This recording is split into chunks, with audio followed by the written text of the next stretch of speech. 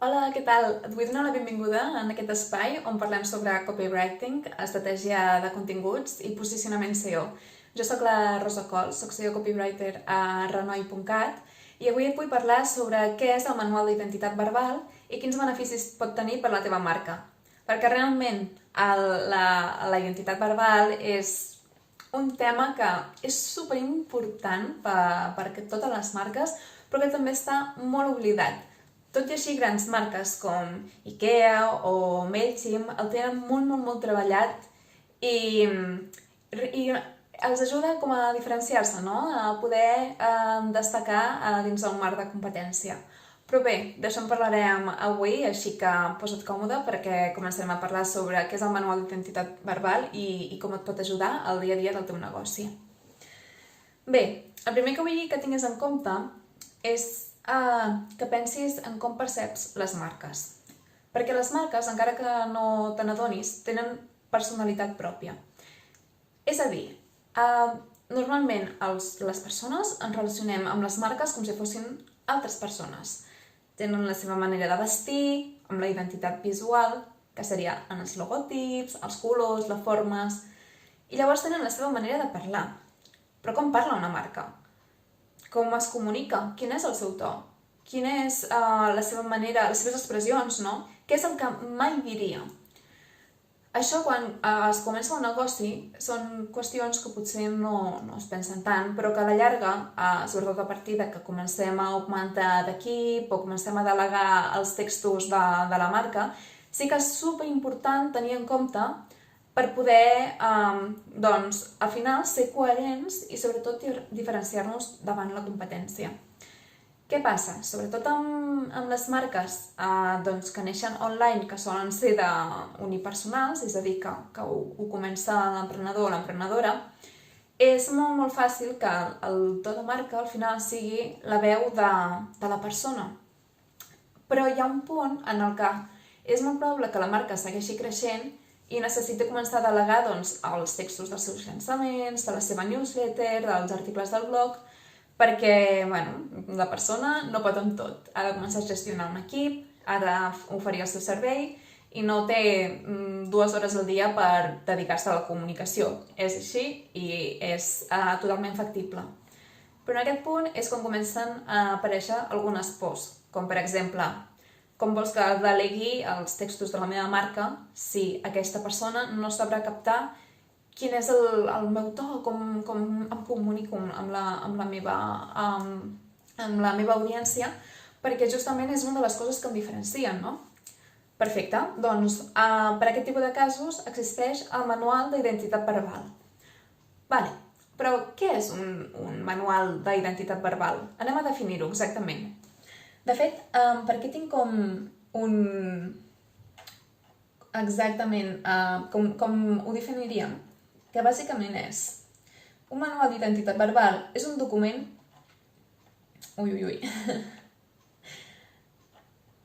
Aquí. Un manual d'identitat verbal és un document on es recull detalladament totes les indicacions relacionades amb el to i l'estil dels textos de la marca.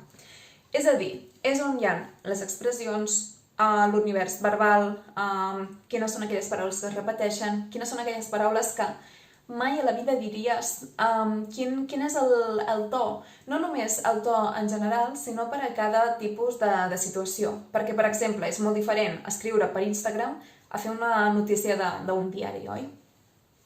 Llavors, un cop tenim el manual d'identitat verbal, és molt més fàcil poder tenir els avantatges que ofereix la identitat verbal gràcies a tenir com aquest document que seria com la bíblia de l'empresa a l'hora de comunicar-se. És superimportant que sempre que tinguis un nou empleat, sigui un project manager, un copy, sigui el community manager, que pugui llegir-lo per poder entendre molt bé quins són els valors de la marca i què és el que es vol transmetre a través dels textos i sobretot la manera en com es vol transmetre. Llavors, quins són els principals avantatges de tenir el teu manual de marca treballat? T'explicaré que, en realitat, jo he treballat amb marques que tenien el manual d'identitat verbal super ben treballat i que realment llegint-ho en un quart d'hora tenia claríssim quines eren les línies a seguir.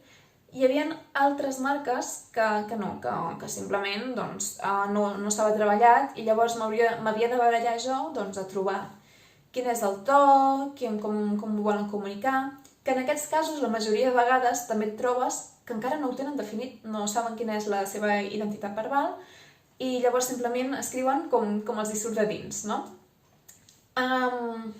Això, si per exemple vols delegar els teus textos de la pàgina web o del teu article del blog, és complicat no fer-ho desconfiant en que la persona no ho farà bé.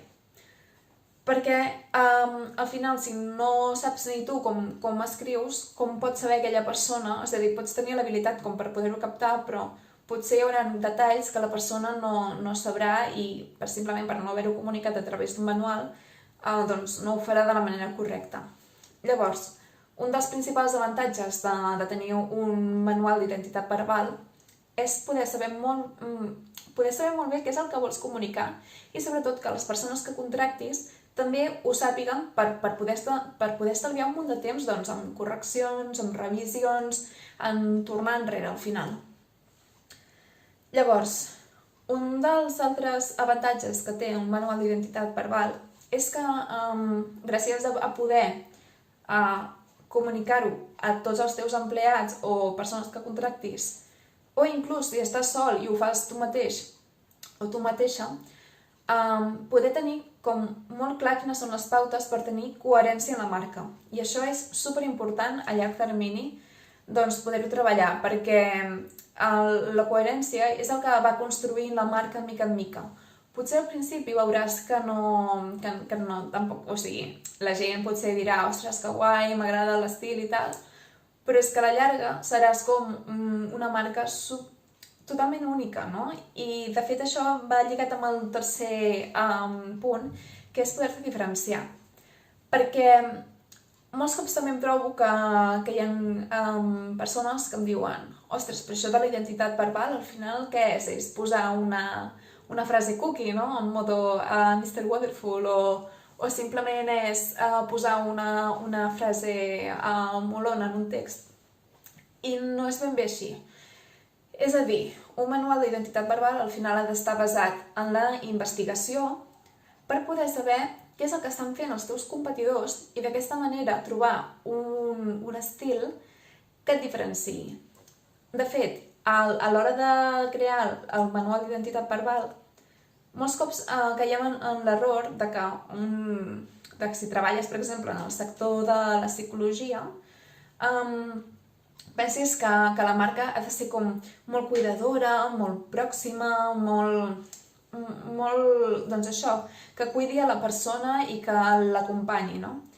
Però en realitat, per exemple, hi ha casos en què pots decidir fer una cosa totalment contrària del que es veu normalment en el teu sector doncs per trencar els esquemes. I d'aquesta manera és com que crides molt més l'atenció a la persona que et llegeix i és molt més fàcil que se'n recordi de tu, que al final és l'objectiu del branding i de construir una marca forta.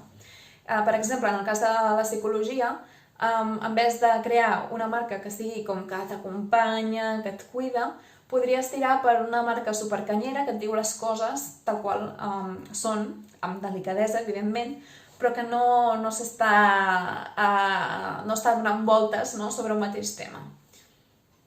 Llavors, és superimportant que, per exemple, si treballes la identitat verbal de la teva marca, no et confiïs només en el teu sector. O sigui, pots trobar altres maneres de dir-ho perquè soni superguai. Superguai, proper, professional, el que realment tu vulguis, o inclús inspirador, no?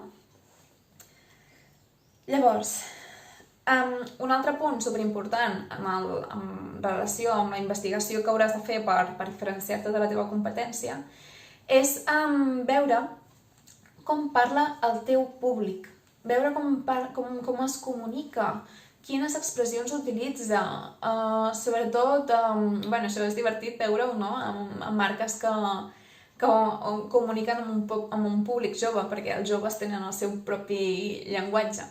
O inclús hi ha com fets històrics o temes que han marcat la vida que no serà el mateix per una persona de 60 anys que per una persona de 20 anys. Per tant, és superimportant que a l'hora de crear la teva identitat verbal tinguis en compte quina és la manera de comunicar-se, o sigui, quines paraules utilitzen, com ho fan.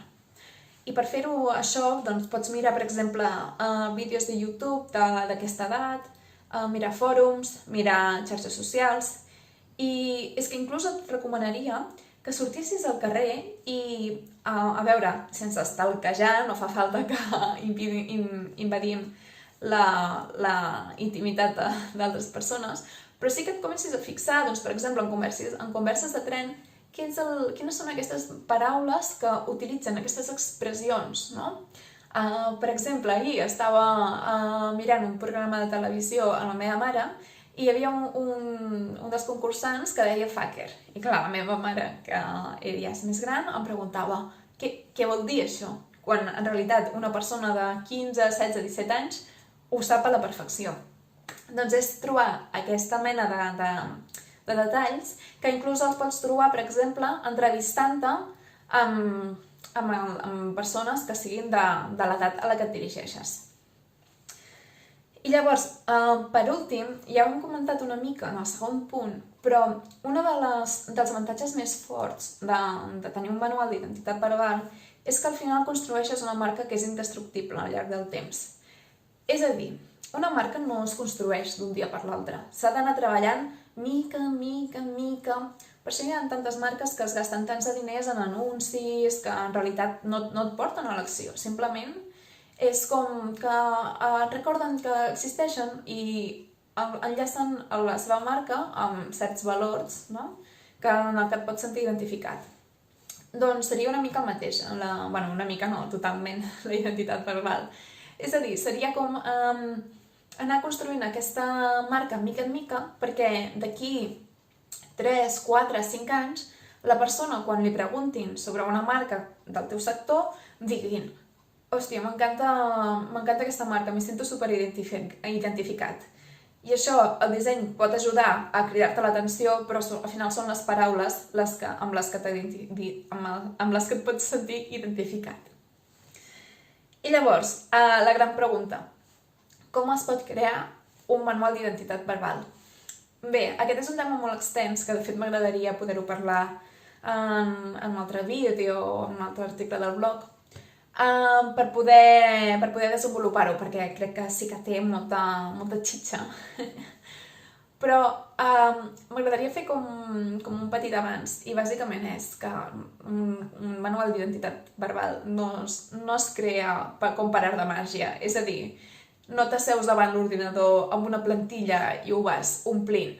Ja ho hem comentat abans, es necessita molta investigació, perquè al final decidir quina és la identitat de la teva marca és una decisió superestratègica i has de tenir en compte el públic, quins són els teus objectius, quina és la teva competència, com et vols posicionar, per exemple, si vols ser una marca premium, si vols ser una marca propera, si vols ser aventurera inclús, no? Que és un altre tema molt interessant, el tema de la personalitat de marca. Per tant, si t'estàs plantejant fer el teu propi manual d'identitat verbal, el que et recomanaria és que, sobretot, paressis molt bé les orelles i investiguessis molt bé què és com et vols posicionar i com parlen les persones a les que et vols apropar, no? Bé, i fins aquí l'episodi, diríem, d'avui. Espero que et sigui superútil i que t'hagi ajudat a replantejar-te si realment la teva marca necessita un manual d'identitat verbal. Jo considero que totes les marques, de les més grans a les més petites, ho necessiten, inclús si només treballes tu sol, perquè d'aquesta manera podràs tenir una identitat que t'ajudarà a ser molt més fort davant la competència. Doncs, com deia, moltes gràcies per arribar fins aquí i ens escoltem la setmana que ve. Una abraçada. Adéu.